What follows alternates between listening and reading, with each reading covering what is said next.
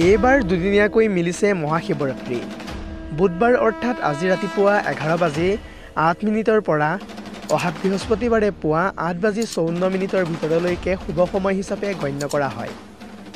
এই সময়ছোৱাত মহাদেৱ শিৱক পূজা কৰাৰ শুভ সময় হিচাপেও মানি লোৱা হয়।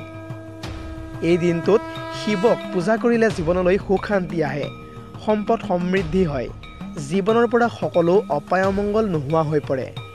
শিৱৰাত্ৰিৰ দিনা কি কৰিব লাগে আৰু কি কৰিব নালাগে আপুনি বাৰু জানেনে?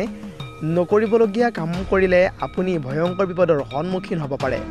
তাৰে ভিতৰত প্ৰথমটো নকৰিবলগীয়া কামেই হৈছে মহাশিৱৰাত্ৰিৰ দিনা শিৱক কাঁচ অৰ্থাৎ চিচাৰৰ বাচনেৰে গাখীৰ অৰ্পণ নকৰিব। শিৱক পূজা কৰাৰ সময়ত পদুম, কৰবী ফুল আৰু কেতেকী ফুল অৰ্পণ কৰিব নালাগে। লগতে পূজা কৰাৰ সময়ত কলা কাপোৰ পৰিধান নকৰিব।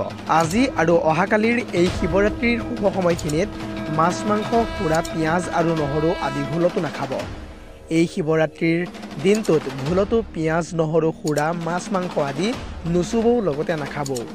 যদিহে আপুনি নিজ ইচ্ছাৰে ব্ৰত ৰাখে তেন্তে আপুনি দিনত ভুলতো নুশুব। নেতিবাচক চিন্তা মনলৈ আহিবলৈ দিব নালাগে, অৰ্থাৎ আপুনি বেয়া কথা, বেয়া চিন্তা আদিবোৰ কৰি নাথাকিব। ভুলতো আপুনি কাকো গালি দি নাথাকিব। সৰু সৰু কথাত খং ভুলতো নকৰিব। এতিয়া আপুনি এই মহাশিৱৰাত্ৰিৰ শুভ সময়ছোৱাত কি কৰিব লাগে আপুনি বাৰু জানেনে?